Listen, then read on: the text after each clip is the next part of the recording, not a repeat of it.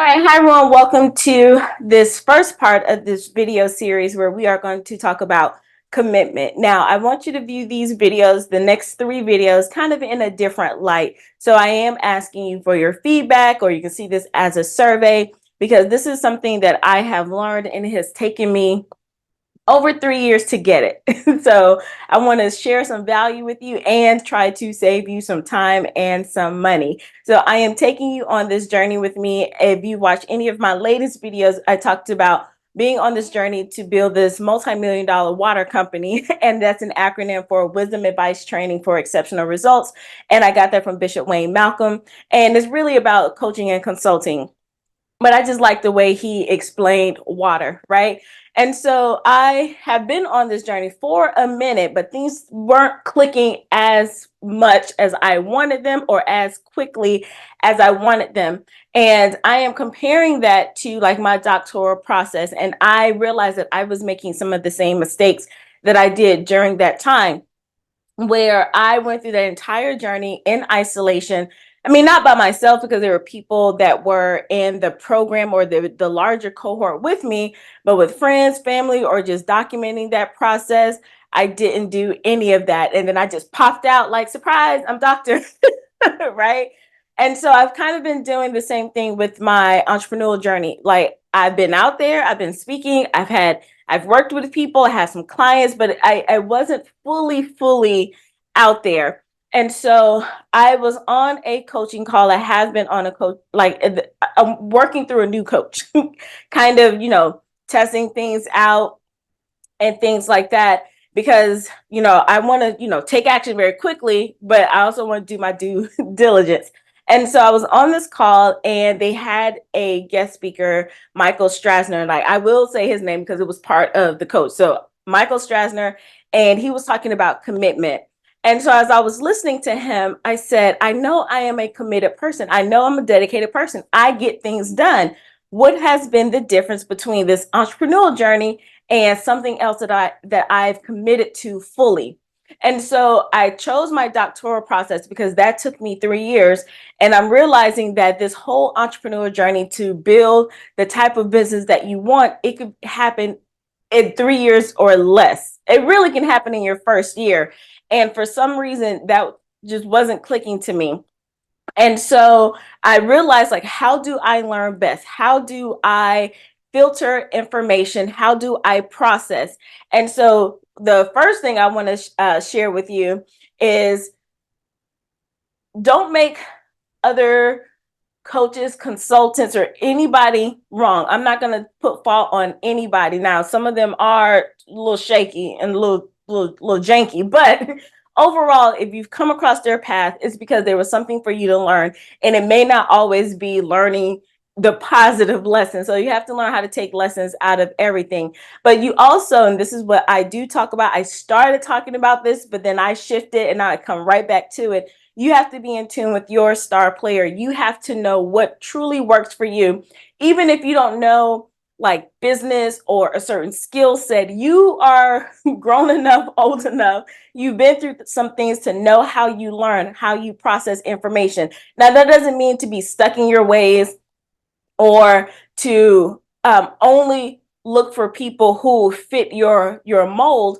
But you'll see what I mean as I go through this process, because I'm going to tell you how I showed up as committed during my doctoral program versus how I was not showing up as committed during the first few years of this entrepreneurial journey. And so, like I said, I want you to go ahead and treat this like a survey. I really do want to hear your feedback, especially as I talk about commitment. We're going to use the lens of 4 things I talk about in my book, Embracing Grit for Greatness, Becoming Professionally Powerful Through Personal Empowerment. And as I was listening to Michael Strasner talk about commitment, I was like, okay, I know I'm committed, but what was the difference? And it brought me back to my own book. And I was like, okay, I had grit. Well, yes, I had grit to finish, but why wasn't that same grit showing up to really go after building this business, this company, whatever you want to call it? What was the problem?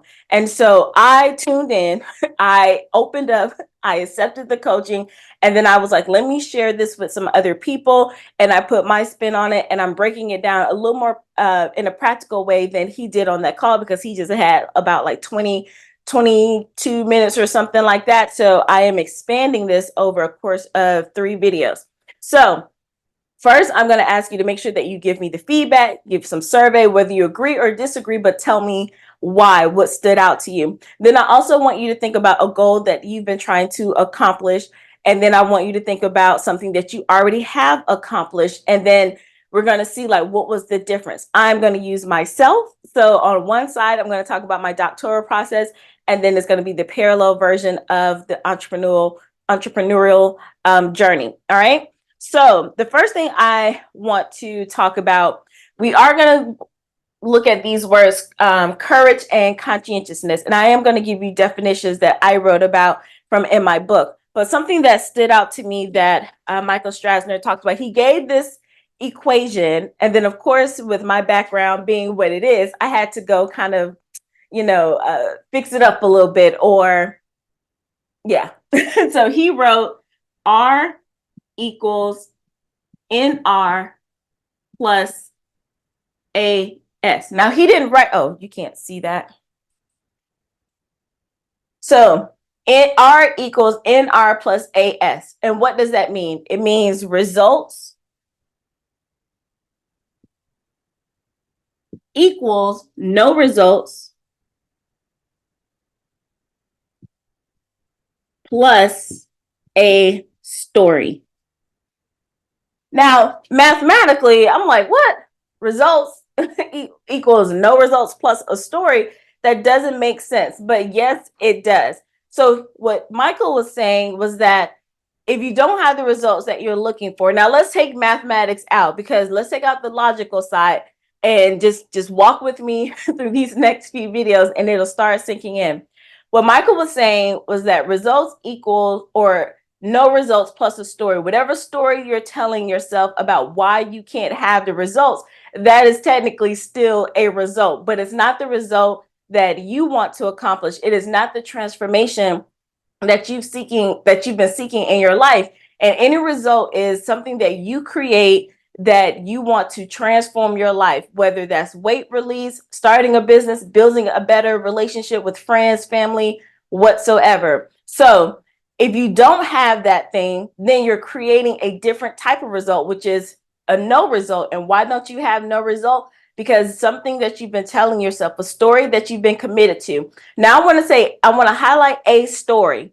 It doesn't mean that the story is true, false. It doesn't matter. It's just something that is keeping you from being committed to doing the thing that you need to do to get your desired outcome.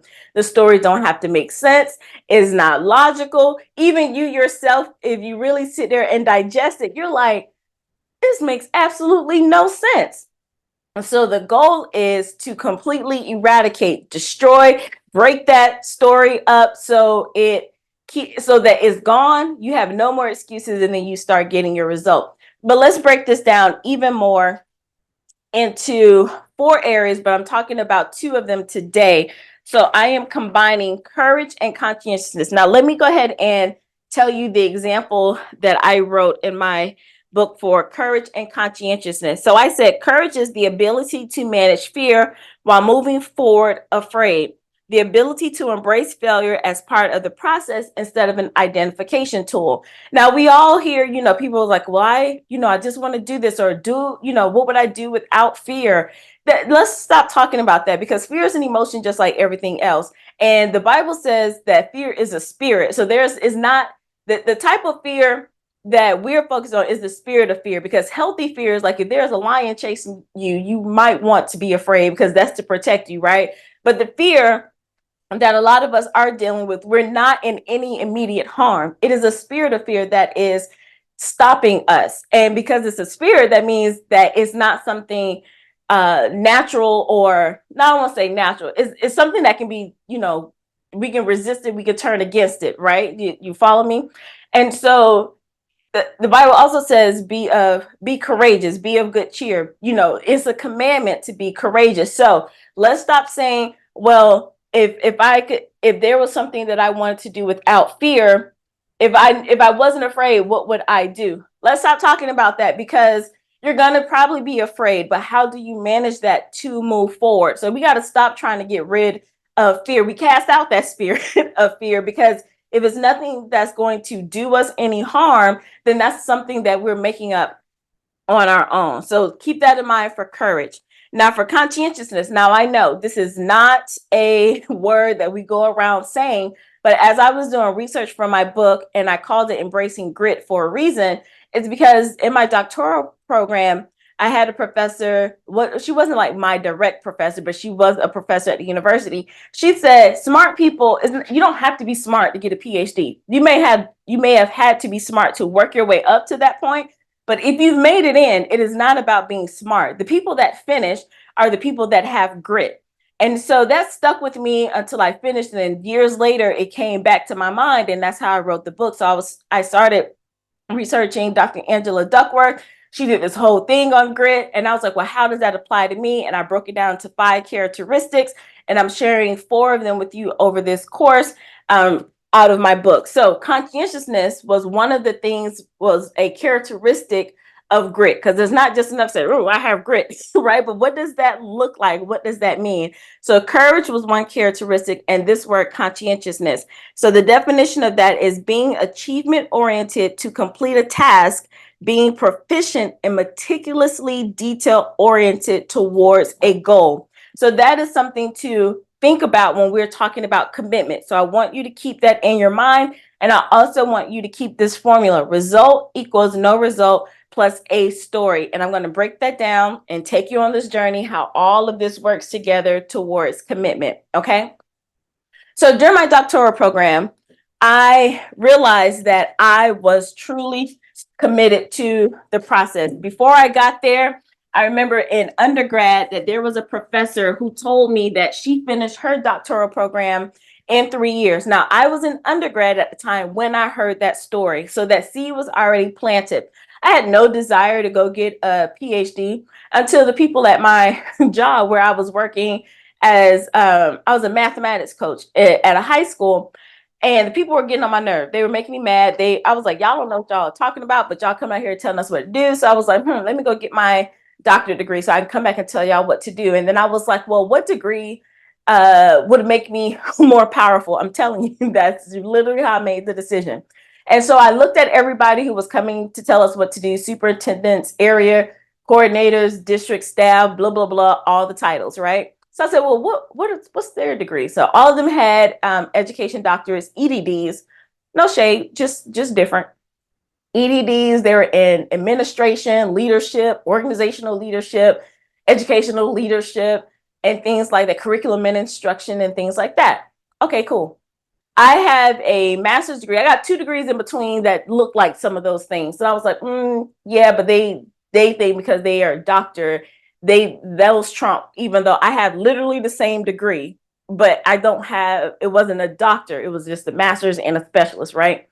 So I said, well, they keep coming to math and telling us what to do, and none of them have any background in mathematics. Let me go get a PhD in mathematics. Who does that? So when I finally made the decision, it was just a conversation with a friend. And at that time, she didn't move forward. But because she had started the momentum, I was like, well, I started, so I might as well finish the application process, got in. And I was like, okay. And once I was accepted, I went in knowing that I'm going to finish in 3 years, because I already heard that it was possible. So I was committed to the outcome. I was courageous because I had to quit my job, go there full time, and this, that, and the other. All right. So I'm there going through all the classes, and I made the decision. This is what was going to happen. I was committed. I was courageous, and I'm looking down at my notes. So I did that, went through the process. Now, being conscientious, you can think about this in the Bible. Have you ever read the story about how the temple was built? I think it's in like First Kings or Second Kings, like that. The Bible gives very meticulous details on how the temple should be built, all the way down to the types of materials for the curtains, the floors, the measurements. Everything was so specific. And so I didn't have that mindset of looking at it from that perspective, but looking back on, I was like, oh, we are supposed to be this detail oriented towards a goal because it's laid out like that in the Bible. So in my practical version or practical lens, when I got through the doctoral program, I looked at the course of study, and the course of study outlines all the classes, plan of study, course study, however you want to say it. Looks all the classes, and in every class, it tells you every assignment that you need to take, that you need to complete in the syllabus. It tells you what you need to do at every phase, coursework, candidacy, dissertation. It laid it all out. So I made sure that I knew everything I needed to do to make sure that I hit every checkpoint. All right. So you see how committed I was. Now, the part for the entrepreneur process. So we got that. The formula R equals NR plus AS. So remember, that's results equals no results plus a story. Not achieving your goal is still a result. And if you don't have the desired result, is because you have some kind of story. So being committed to the doctoral program to finish in 3 years, which I said I was going to do, and I did it, there was no story that anybody told me that would have slowed me down. People were like, oh, you need to relax, you need to have fun, you work too hard, this, that, and the other. Now, they could have been looking out for my own good. The advice seems right, but I was laser focused on, I'm going to finish this no matter what. So I am going to break this down, and you'll see me do this over again. So how did I get that result? So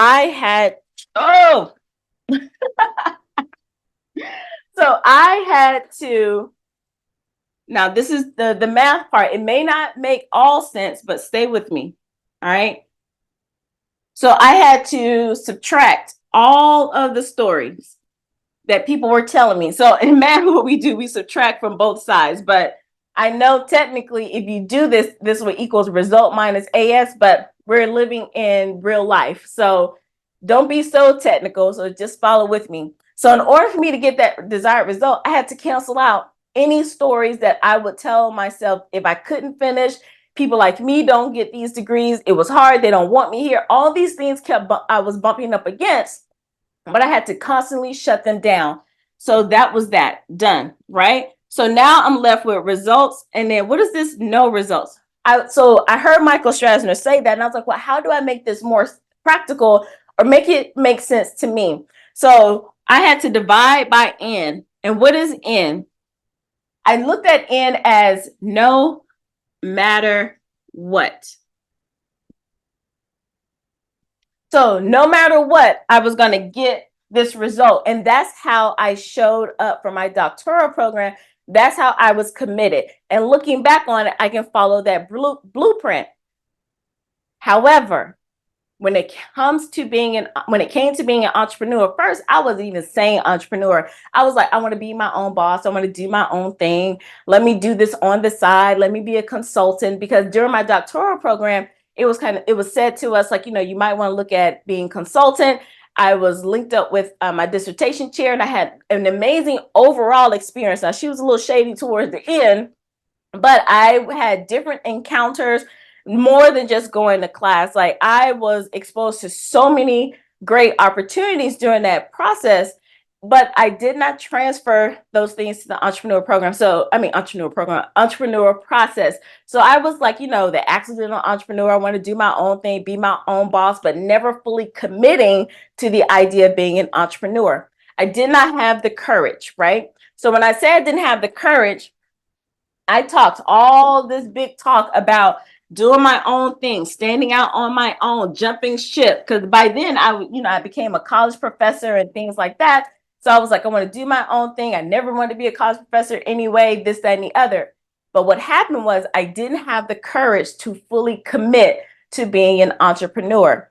I was listening to people like, yeah, it's easy to start a side hustle, but I didn't want a side hustle. But then I was so wrapped up on what happened during my doctoral process. The last time I stepped out, what happened during the time I was a college professor, when I was trying to step out. It was so many other things. Now the stories were building up. Well, the last time you stepped out and did something, this is what happened the last time. And so I allowed those things to keep me playing small. Now, I've done this whole big jump to get my PhD, but what was keeping me from going full in to be an entrepreneur? It was courage. And it was first, it was the commitment to being an entrepreneur. Like, hey, this is what you're going to do. And you're going to do this in 3 years. I didn't approach it that way. It was a nice to have. I started with business coaching probably around 2019. I worked with a really high level coach and things like that. And I was committed to a certain idea, but I was like, well, no one's really doing it, or maybe this person knows more than I did because I stopped trusting myself. Well, clearly she's successful. So if she sees that I have this background, then maybe I should continue following through with education. And I really didn't want to do that. But then I was like, well, this is what she said, so I guess I'm going to do that. But in 2020, God told me an idea. Well, actually, he told me this way before, but 2020 is when it came to my mind. And so I was like, well, the people over here said this, so obviously they're right. And God, I don't have any backing, so I'm not going to really trust you. So I'm not going to commit to that. Right. So courage. I didn't have the courage to commit to the idea. Now, being conscientious, being detail oriented, even though I was in those business coaching programs and then I connected with some other coaches and things like that, I didn't approach entrepreneurship like I did my doctoral program. I didn't, I did some of the things. It was like very surface level. So I want you to hear me. If you back then, if I documented everything that I did, going through building courses, doing market research, doing all the things, it looks as if, oh my gosh, you are really fully in, like you're doing all the things. I did all the things, but the reason why these two things didn't matter is because I never committed to the identity of being an entrepreneur. Let me know down below if you follow what I'm saying. So you can do all of the busy work, but I was still in the place of,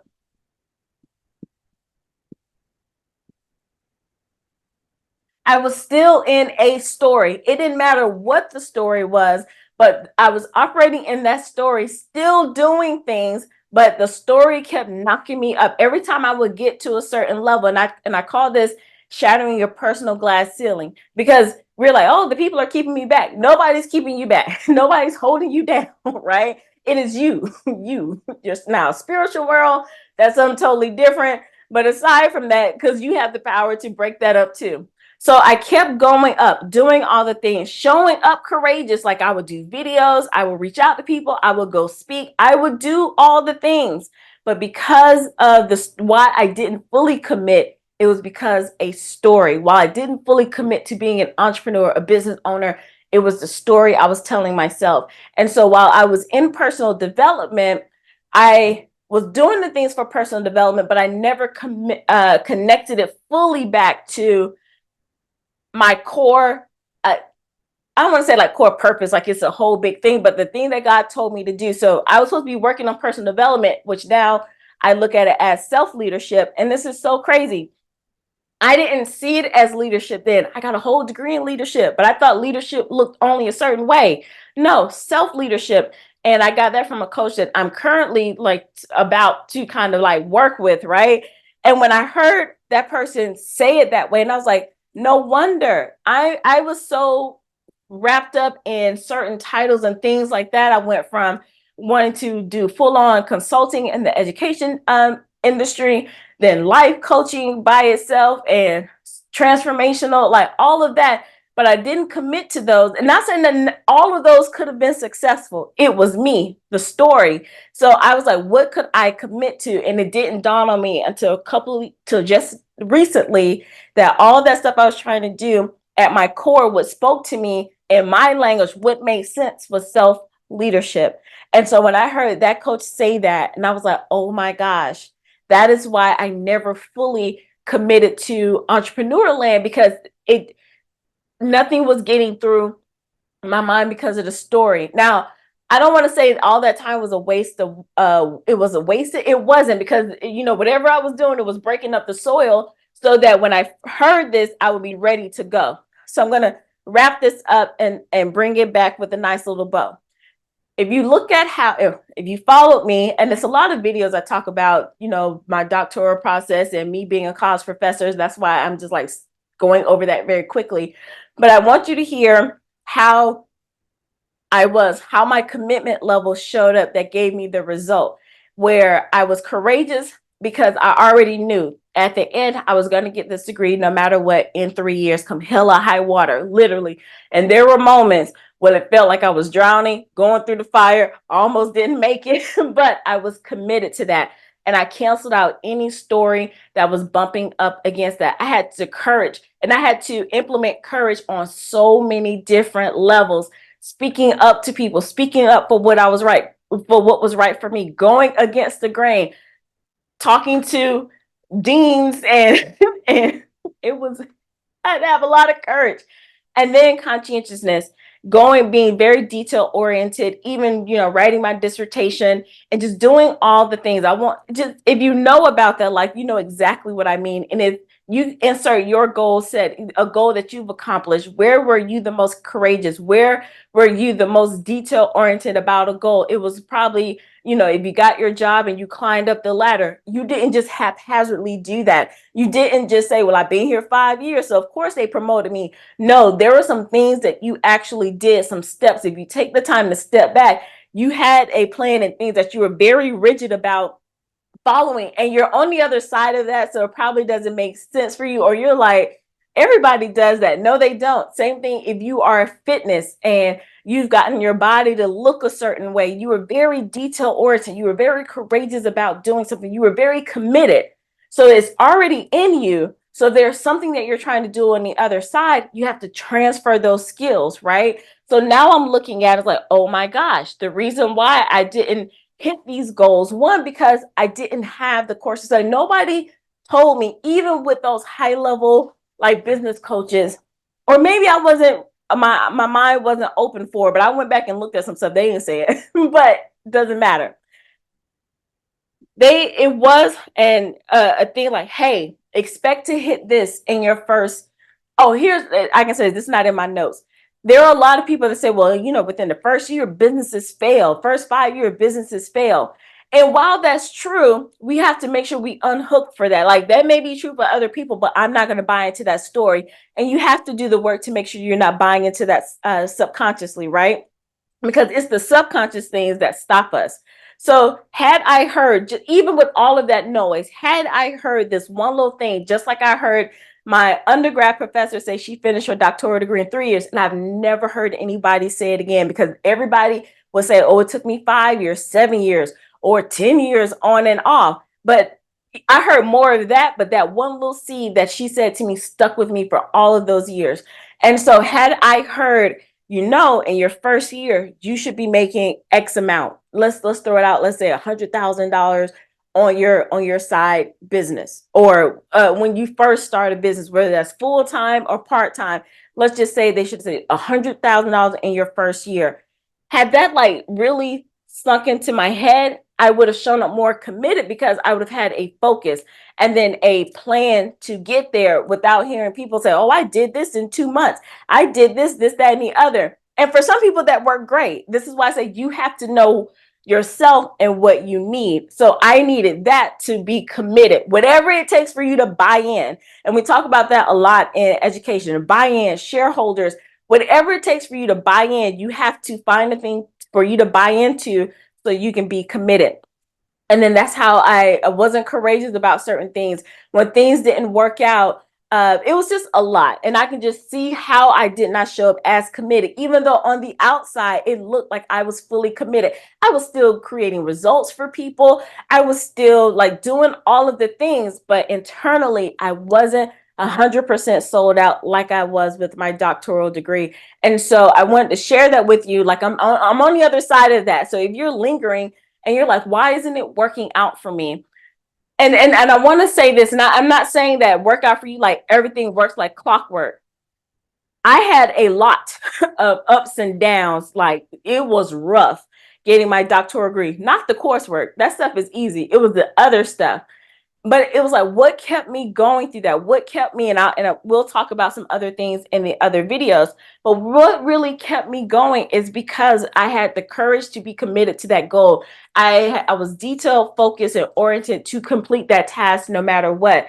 So I was like, I know I can do this, but I wasn't doing that in the entrepreneurial part because I wasn't fully committed. I wasn't courageous. When things didn't work out, I was like, oh, that's it. I'm a failure creating my own stories. When in my doctoral program, there were things that did not work out as like I wanted them to, but I still pressed forward because I was ultimately committed to that end result, no matter what. I canceled out all the stories. I got rid of the no for no matter what, and I ended up with the expected results. And I'm wanting the same for you. So go back. One, let me know your thoughts about this topic, anything that you want to share, feedback, anything that you observed. And then if you're bold enough, tell me a time where you were committed and you got your desired results, and how did being courageous and conscientious show up for you. And then if you're bold, because I put myself out there, tell me about a time where you weren't fully committed. Even people on the outside be like, oh my gosh, you're working hard, you're doing it. You're like, no, not really. Be honest with yourself, and then let me know if you can go do a parallel. Be your own case study. You know what? I did not show up like that for this particular goal. I wasn't courageous in this area. I didn't look at all the details. I wasn't meticulous in tracking everything that I needed to track to hit these marks. So let me know down below. If you're interested, my book, Embracing Grit for Greatness, Becoming Professionally Powerful Through Personal Empowerment. It is available on Amazon. However, I invite you to get the ebook, and that information will be down below. Why the ebook? One, because it'll be with you all the time. And two, you'll get additional resources that go along with the book, things that I wanted to put together that would make it kind of like a workbook, things to make you more connected to the tips and tools, not just my story. Like, I already told you the end. Obviously, I got my doctorate degree. I made it, right? And obviously, I made it through being a college professor. I talk about that in here, but how did I do that coming on the other side? And you can just see right now, I even wrote this and I was like, girl, you got the blueprint, apply this to your entrepreneurial journey. So I want to save you for the price of the ebook. I am saving you literally thousands of dollars for you to get back on track, and so you can be prepared to work with your next coach or your consultant, or go back and visit some things that you've already invested in and now put those things to work, because now your commitment level is different. Now you have more courage, and you understand the courage, what it looks like to be courageous, and how to show up being conscientious towards that goal. All right. So thank you so much for listening and learning with me. And if you like this vibe, go ahead and subscribe so you can be notified when I release new information. And make sure you like, comment, and share this information. Don't keep it all to yourself. And I will see you on the other side for part 2 of this video.